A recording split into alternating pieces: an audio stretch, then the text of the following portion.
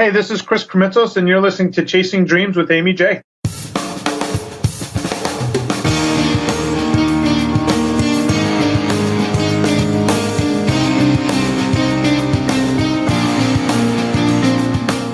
Welcome to Chasing Dreams Podcast with Amy J. Amy believes that realizing a life without regrets is achieved by taking chances, chasing your dreams, making moves, and overcoming your doubts. The Chasing Dreams Podcast will help you overcome life's obstacles, believe in your potential, and inspire you to face your fears. And now here's the woman who is passionately pursuing her dreams, Amy J. Hey Dream Chasers, this is Amy J, and thank you guys so much for tuning in to episode 169 of Chasing Dreams. Before we get too far, guys, here is a message from our sponsor. This episode is sponsored by our Patreon campaign supporters.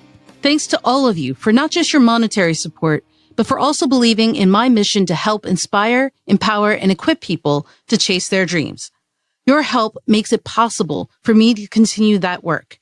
For more information on our Patreon campaign, and or if you'd like to donate $1 a month to help keep the show going, you can learn more at amyj21.com/Patreon. That's Patreon, Patreon. Thanks again. Guys, I want you to meet Chris Krimitsos. Talk to people that Chris has spent any amount of time with, and you'll hear the descriptors like changemaker, motivator, catalyst for change, and inspiration. Whether it's a major corporation CEO or a solopreneur, Chris is passionate about being a difference maker. Channeling that energy into creating a documentary, Chris has successfully birthed The Messengers, a podcast documentary, which has obtained worldwide distribution and theatrical screenings.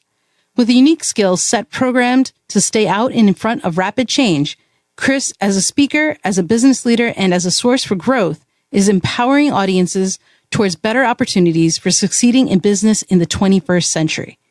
Now, I was lucky enough to sit down with Chris and have a chat. Take a listen.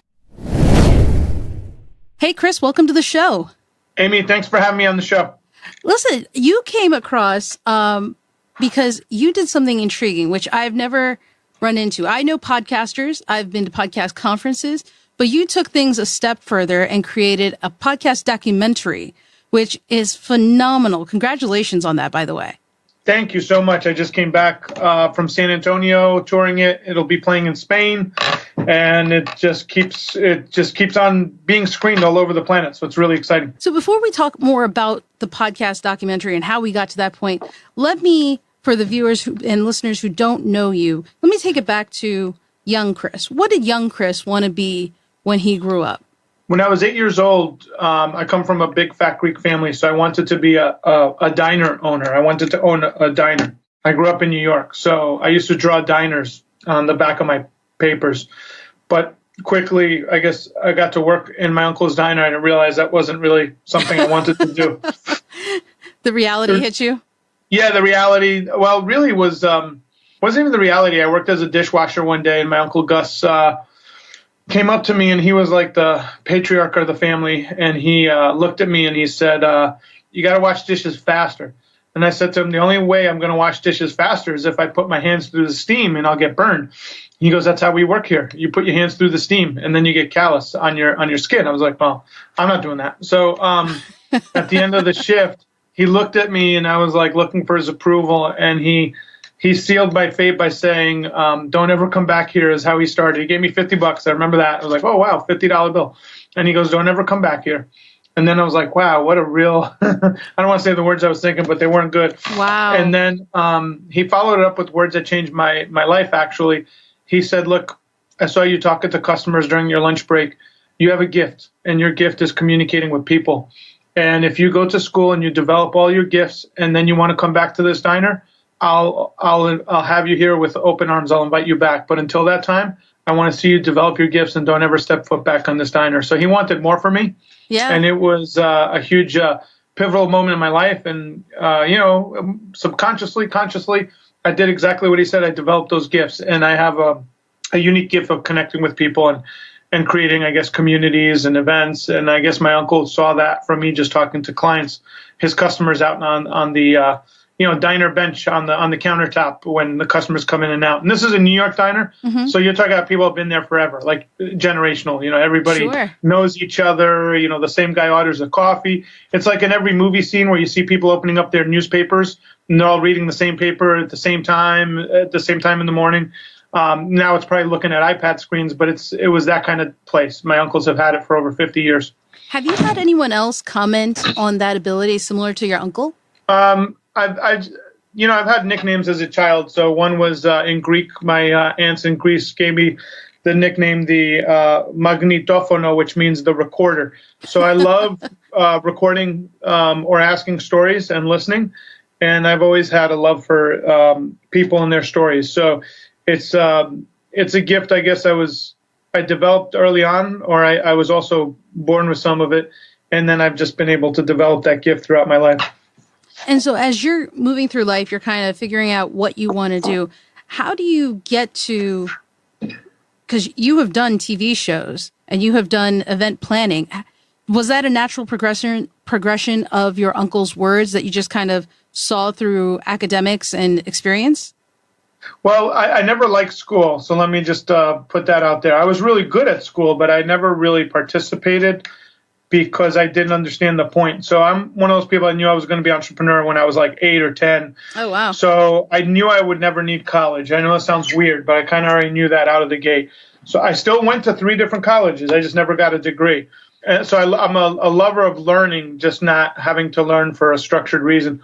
I didn't know how life would play out, but in my early 20s, I pursued to become a millionaire. That was my goal. Was able to create businesses that hit $1 million in revenue.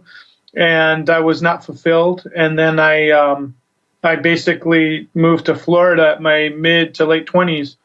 And that's when I started. I had a neighbor who was a New York City firefighter who died 2 months after he helped me move in 2005. And it kind of changed the trajectory of my life because he was a father figure of sorts. And when he passed away, I created a bucket list. And one of those things was I'd like to produce local TV shows. I had no way of doing it, no formal education. As luck would have it, I wound up going to a dinner party where I met a Greek Orthodox priest who I hit it off with. Turned out that he was a thespian of sorts. He was a poet. He was a playwright. He was actually a genius, and he was also a professor. So he was able to sponsor me to go take classes at the local public access. And before you knew it, I started producing 2 TV shows. I learned how to technical direct, do the audio, the graphics, everything.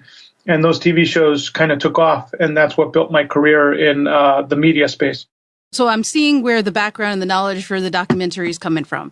I'm seeing you being able to bring people together, given your gregarious nature, your just social ability. How does podcasting come into it? Well, I got thrown off the TV station because I was getting too much attention and my topics were pushing the envelope. So one of them was Millionaire Mindset, which was an interview show for business people. And this was in 06, 07. Yeah, something like that. That wasn't controversial. But the other one was called The Bleep and Truth, and that was a political debate show. On one of the shows, one of the gentlemen got in a fight with the other one verbally. He walked off set and threw a chair at the other person. So, yeah, and that got carried out all over the world. At the time, AOL was still a big website. We crashed AOL's website, and that kind of sealed my fate with station management. I provided security thereafter, but I got in their crosshairs, and they threw me off the airwaves. So then what I did was I took the business show, which I really enjoyed, business people in business, and I created a local group called the Tampa Bay Business Owners. And what we would do is we would take kind of what you and I are doing right now, this interview, and I would do it in front of 100 business owners. Now, the challenge with doing it in front of 100 business owners, if you sucked almost immediately. Oh, yeah. Because they leave during the interview, and they're also paying. So if you're not good, even if someone tells you it was good, because they leave in real time. So I had to become really, really adept at the live interview in front of my peers, and we did. Over 10 years, we did a lot of those kind of interviews. We inspired a lot of amazing people. And then along the way, a friend of mine said, hey, do you mind if I teach about podcasting at one of our local meetups? And I said, sure. And after he was done, his name is Steve Cherubino. After Steve was done, I said, how many people listen to your podcast? He goes, 4,000 people. And I'm like, yearly? He goes, no, every week. 4,000 people listen to my show. And this was 5 or 6 years back, by the way. Mm-hmm. And I said, that's a lot of people, dude. He goes, really? Now, remember, if you're a podcaster and you're not connected to anyone, you have no concept. There wasn't a lot of events back then to compare. Nope. So he had no clue. He's just like, yeah. I go, like, out of your house? He goes, yeah, out of my house. And I'm thinking, like, he goes, that's good. I go, dude, I just spent a month to get 12 people in a room to listen to you. I go, you have 4,000 people. You could be in your underwear at home and they're listening to you. And he goes, yeah, that's true. I go, that's phenomenal. So I went home. I said to my wife, I'm back in business. I'm back in the media game. She goes, what is that? I go, podcasting. I explained to her what's going on. She goes, well, I want to start a podcast too. So now at this time, I was doing 150 events a year. I was very fortunate to have a really good business consultant who had dealt with Fortune 500 companies. And he very astutely said, hey guys, you both can't start a podcast. And we're like, why not? He's like, because something's going to fall when you're doing 150 events. Like the quality is going to drop and you're going to lose money on your main business. So I didn't have a niche. I was just excited. So I was just like, I just want to do this. This is so exciting. My wife had a niche. She wanted to help business women by interviewing other amazing women. And I said to her, if you stay true to your niche, and at least for the first 2 years, you don't invite any men on your show, because I know my wife, eventually she'd want other people and other perspectives. I said, you stay true to the niche. I will help you market your show, and I'll be your marketing manager. So right out of the gate, when she launched, she was number one in business, number one in like 3 different categories. I would go barnstorm the state, do meetups, and I must have done like 20 live events back then to promote her podcast. And she had thousands of women listening, a lot of them in the state of Florida, but all over the world, obviously.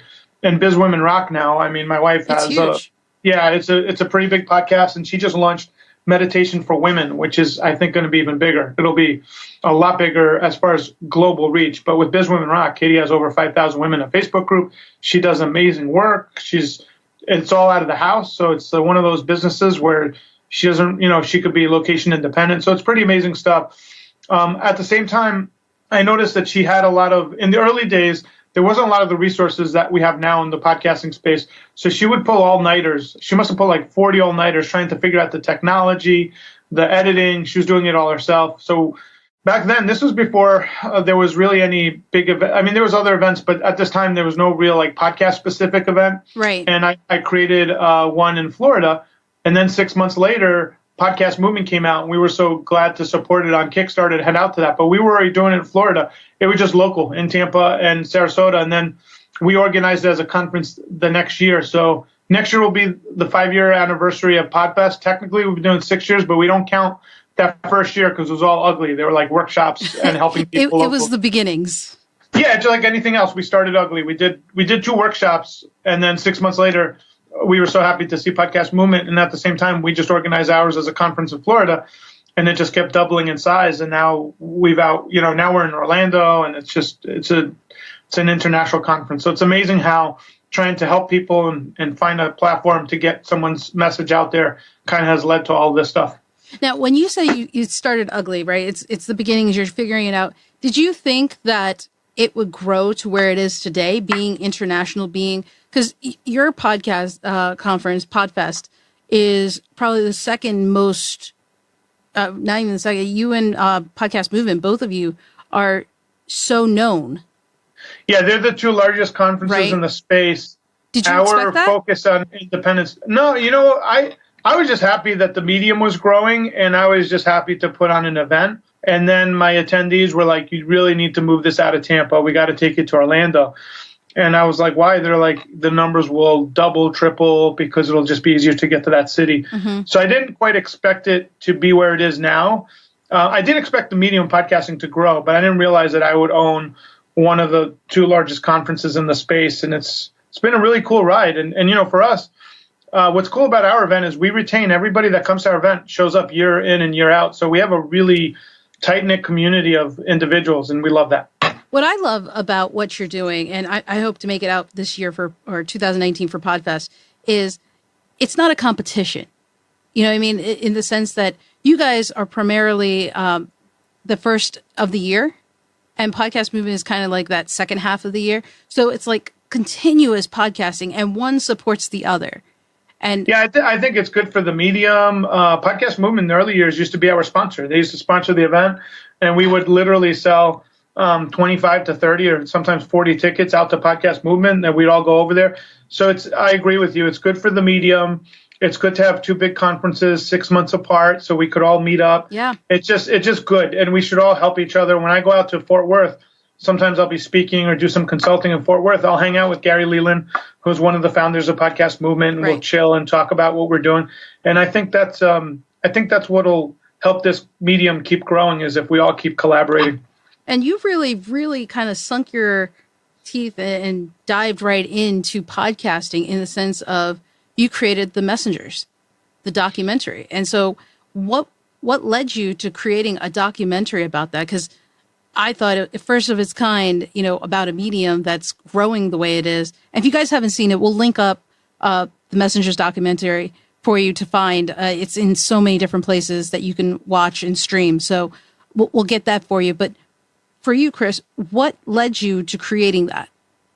So The Messengers, a podcast documentary, happened because here I am. You have to really understand, I'm going from like one little event to another promoting Podfest and podcasting in general.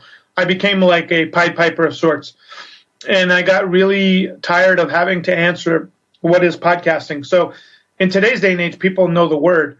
When I was doing this 5 years ago, no one understood what the word is. 1 out of 10 people maybe understood the word, but they still weren't listening to podcasts. 1 out of 20 were, especially in the marketplace I was in. So I kept getting this comment, I just don't see what podcasting is. I don't get it. I don't see it. And I realized by the 10th or 12th time someone said I don't see what podcasting is visually, there was no real component to showing people or inspiring them what podcasting is.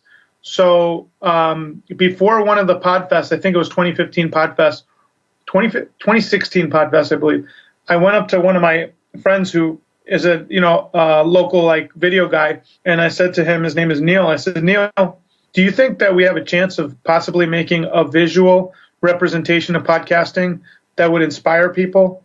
And I said, before you answer that question, think about it, because it'll take us a year to create and we'll have to travel a lot. So I don't want to do it if there's no thing there. He thought about it, called me. He's like, okay, man, this would be great. I had 5 days before the event. I hired a crew. We started getting interviews, and then we started picking a select group of people to start traveling and visiting them. And we had a podcaster from China, Lily Wong. We had Glenn the Geek, who owns the Horse Radio Network, who lives in horse country. I mean, we just went all out. And for the next year, we literally traveled on the weekends whenever we could. We all had families with little kids. And before you knew it, the film was made, and we did our first look at Podfest 2017 in front of about 500 of our peers. They gave us a standing ovation. It was a magical night. And then from there on in, we had a distributor. We're on Amazon Prime, on iTunes. And my hope for this movie is really for people to see what podcasting is and what it's all about. You did a couple of things with growing it and having it, because just as people don't really understand what podcasting is, for the reception that you've received, and I'd love for you to talk a little bit about how people, because I do believe it's been a vehicle for converting people who weren't into podcasts into listeners, but also podcasters themselves. And that's kind of amazing, because not only were you telling our story, but you were kind of impassioned, and you would give an impression to new people that would get them interested and do it themselves. Have you met new podcasters because of the documentary? I get a lot of people that are like, hey, thank you for making the movie. I'll tell you the coolest thing that people use this movie for. Mm-hmm. What we don't realize is there's some people out there that don't have the support of their family or friends, and they send them a link of this movie so they could see what podcasting is. And then someone's dad might say, hey, you keep doing what you're doing. I understand what you're doing. They'll send us really long, impassioned emails saying, thank you. This inspired my father, and he understands now what I do. Because a lot of people, want their loved ones to really buy into what they're doing and understand it. And the movie has become a conduit for that. So it's been great. We've had thousands and thousands of people watch it. I'm hoping to launch it on Facebook, to do like a one-day launch where we could all share it for free on Facebook and just share the whole movie out. So I'm waiting. Right now, our last film festival just is tomorrow. and we've won 2 semifinalists. We've been selected at 2 other film festivals, one out of LA for documentaries, another one out of Sydney, Australia. So we've done really well with it. Now that that's behind me, I want to launch it on Facebook and just share it for free, because I spent a lot of money and time. It wasn't about the money. It was about getting this message out there and making sure people know that, podcasting is a real medium, and these people are very passionate about it, and they care about what they do and why they do it. And, Amy, the cool part about the whole movie was when we first started this movie, you don't realize this, but when you create a movie, you need a working title. You need a name, because how do you create all your social accounts if you don't have a name? That's true. But the problem is, how do you create a name to something you haven't created yet? Especially a creative project, right? It's not like it's a movie. Like, once we create the name, like, people will know that name. So I got like 6 people together that I thought were really smart, some business associates, some search engine optimization experts, all this stuff, and podcasters in a room. And we were brainstorming on a name, and they came up with the name A Podcast Documentary. And I'm like, I can't call this project A Podcast Documentary. But now if you think of it logically, well, what are people going to call it? I go, well, they're going to say it's the Podcast Documentary. Like, yeah, so you just name it that. And my director and I, Neil, walked out of that meeting. We're both like, these people love us. They mean the world to us, but we can't have a creative project called that. It's just not inspiring for us as creatives. So Neil said, let's do some local shooting in the Tampa Bay area where we're based out of. And he goes, let's let the name find us. So the first local shoot we did was of Lee Silverstein, a good friend of ours who started the colon cancer podcast. Now it's called We Have Cancer podcast, and he has stage 4 colon cancer. Oh, wow. And I don't know why, but in the middle of the interview, I asked him this. It wasn't even written on my questions, and I was like, Lee, I don't know what a podcaster looks like, but Lee's like in his 50s. So you think of a podcaster, usually someone millennial, younger. I go, you don't really look like a podcaster. What do you consider yourself? And he leans in and looks straight at me. I'm like, I think I upset him. And he looks me straight in the eyes. He goes, I consider myself a messenger, because when I heard those 3 words, you have cancer, I wish someone had this message for me. And we stopped rolling, and I look at Neil, and I said, Neil, you realize what just happened? He goes, what, lunch break? I go, no, not lunch break. I go, we just got the name for the movie. He goes, yeah, what's that? I go, The Messengers, a podcast documentary. If you really distill any podcaster, there's someone that has a message, yes, and they're messengers to a community. And so the name found us at this amazing moment. And so for me, the film, and for all of us, took on a different, we had to represent the messengers, and we had to represent them well, and we had to make it an inspirational story instead of this black and white, here's how podcasting started and here's how you make money. That's really not what resonates with the majority of these independents. They have a message, and they want to share it with people, and they want to make a difference. Yeah, it's definitely a common thread with podcasters, regardless of the topic, the area, the age, the gender, the sexual orientation, the religion, whatever. Everything is... They have a message, right? Yeah, and that's... I never heard that story of how it came about, but it's just fitting, that it came to you in this way for you to do it. And for you to have such success, for it to inspire the people it has, and you're still working in podcasting. Do you see yourself doing anything else? Well, I'm a new media guy, so you'll see me either podcasting, YouTubing, all that stuff I have a love for it. Where I fit into the picture is more of a producer. I'm really good at producing content, so I like playing with multiple shows and show ideas. So I don't think I'll be doing anything but that, or something around the creative process. So I have 8 different shows right now that I do. Most people don't even know the shows I do, because I just don't talk about them. They have an audience, and I have them out there, and I just have fun with it. Yeah, I had no idea you did 8 on top of everything else you have going on. I have the Kid Friendly Network. The Kid Friendly Podcasting Network is 6 shows. We have Kid Friendly Joke of the Day, Kid Friendly Animal Fun Facts, Kid Friendly Geography, History, Kid Friendly, what's the other one? Disney Fun Facts. And I think that's 6. And then we're creating Kid Friendly Marvel Fun Facts about the Marvel Universe right now. Oh, that's cute. That's cool. So I got to ask, how is it you're able to juggle all of this? I mean, being able to do event planning, being able to bring people together, that's one thing. But being able to juggle all these shows, podcast documentary, kind of taking it and shopping it around, Podfest you're working on, how do you manage all of these different things without, well, I guess the honest question is, are you losing Are you going crazy? Is it stressing you out? Believe it or not, I don't work that much. I need to work more. So with the Kid Friendly Network, I produce it, I created it, I own it, but I have someone, a voice actor and talent that actually creates everything that you see on the network and the research. So I don't do any of the what you would consider the actual work. For the Podfest, we have an event planner that takes care of that. So I'm not really an event planner, even though I'm better than majority of event planners. I'm a community builder that found live events to be one of the greatest ways to bring a community together. So anything I've ever built has been a community, whether it's the Florida Podcast Association, Podfest, Tampa Bay Business Owners, e-marketing groups, Edison Council, and so on and so forth. I've created multiple communities. Now, how they come together usually is through events or Facebook groups or whatever online tools you might use. So that's kind of my skill set, is building communities and bringing people together. And you seem to do that with everything you touch, which is an amazing feat. We connected not just at Podcast Movement, but you also found yourself over at MapCon, and you were there. We had already screened the documentary the year before, but you were still there. So it's amazing how you're bringing these people together, regardless of where you are, to be able to kind of help. For all the people you've spoken to, professionals, the newbies, the naturals, what is a common mistake that people make that you would recommend, hey, before you get too far, think about this? Honestly, the most common mistake, it's going to sound very simple, they misname their shows. So I remember I was talking to Anna Sewald in, I think it was DC Podfest a year or two ago, and she was telling me about her show, and it was a parenting show, but she had a really weird name. But while she was talking to me about her show, she kept saying it's about authentic parenting. I said, you should really call it the Authentic Parenting Podcast.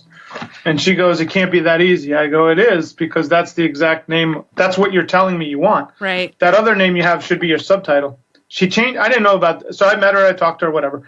A year later, I saw her at another conference, and she's thanking me, and I had forgotten I even said anything to her. I said, about what? She goes, I changed the name of my show. And then I'm thinking, oh, man, I hope it turned out good, So she goes, honest thought, like, oh, God, what did I say?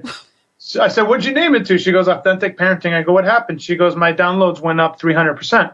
So sometimes what people don't realize is, like recently, I'm consulting on a project, and it's for fathers that have children with special needs. So the podcast is called the Special Fathers Network Podcast, okay? The challenge is when you, iTunes SEO does not work like Google SEO.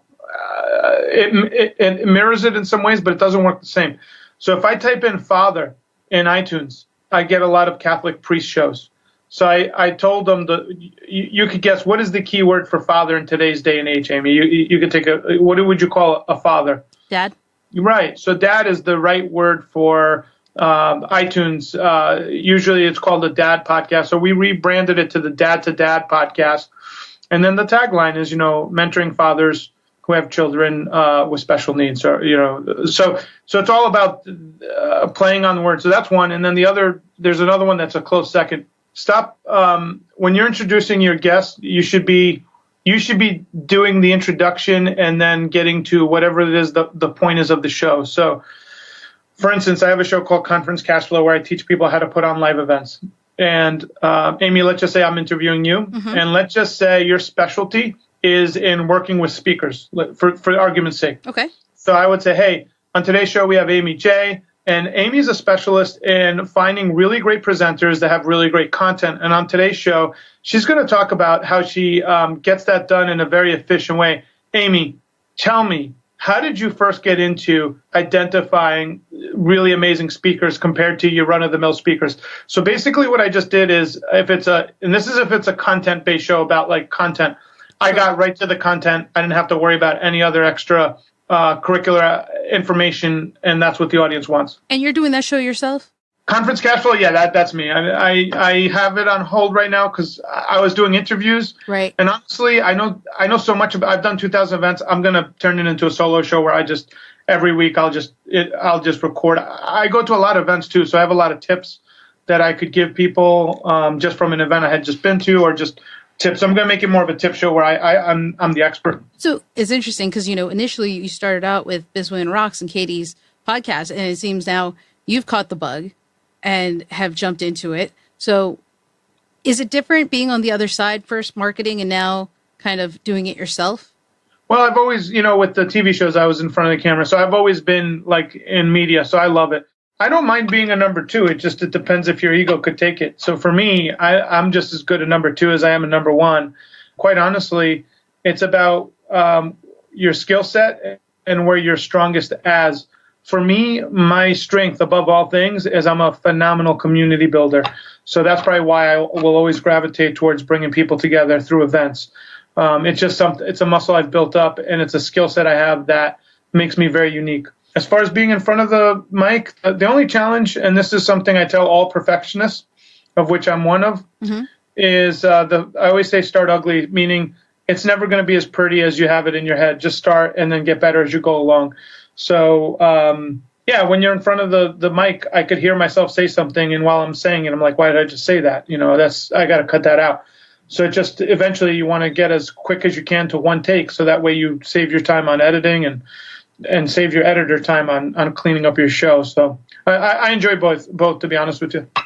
What's interesting is you mentioned how you're a community builder through events, but I think you do it through a number of different avenues. Is events your favorite method, though? No, I mean, I build community wherever I go. It's very true that you say that. Katie has pointed out to me. She goes, it doesn't matter where you go. Like, we meet people and create friends and community. But events for me is how I monetize it, I guess you would say. That's how I make a living, is by putting on events. So at the end of the day, what am I uniquely good at?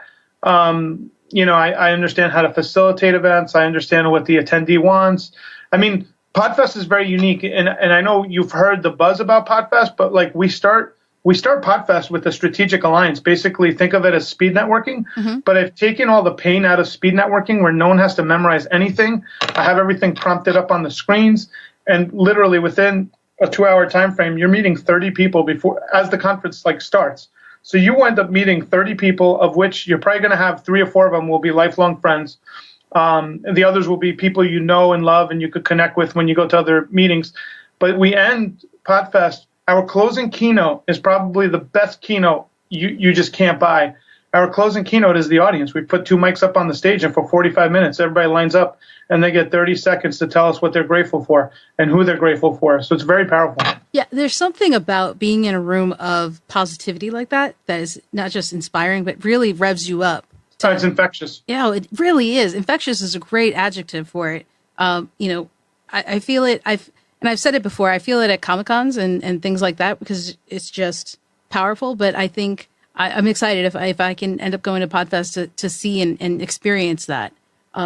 So before I let you go, Chris, I do have to ask, and it may be the answer you just gave, but what is one thing, whether they're a podcaster or not, what is one thing you would recommend a dream chaser to do today to chase their dreams? Start ugly. Very simple. So what I mean by that is if you want to do a podcast, you want to do a YouTube channel, record something now. Don't think about it.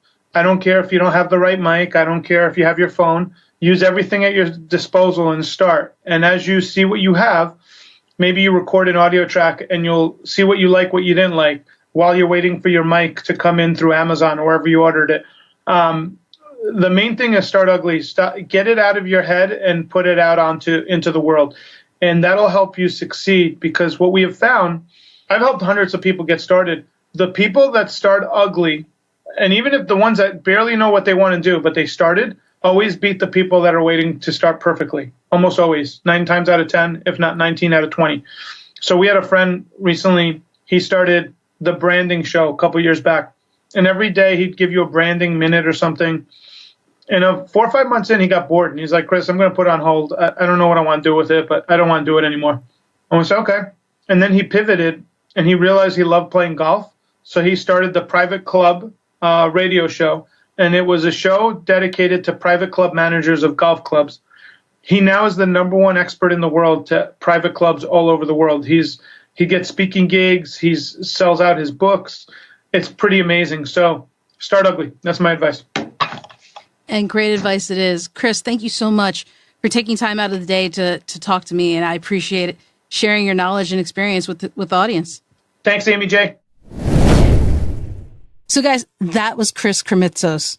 He's doing some wonderful things, and you guys can learn more about Chris and find all the notes and links we mentioned on the show notes page over at amyj21.com/episode 169. That's episode 169. Until next time, Dream Chasers, keep chasing. Thank you so much for listening to Chasing Dreams. Amy would love to connect with you and hear all about your pursuit of chasing your dreams. Connect with her on Facebook, Twitter, or Instagram via @ChasingDreamsHQ. Or you can find Amy on Twitter @AmyJ21. That's AIMEEJ21. Be sure to visit headquarters over at ChasingDreamsHQ.com for more inspiration, motivation, and resources to help with your own dream chase. We hope you'll join Amy next week, and until then, keep chasing.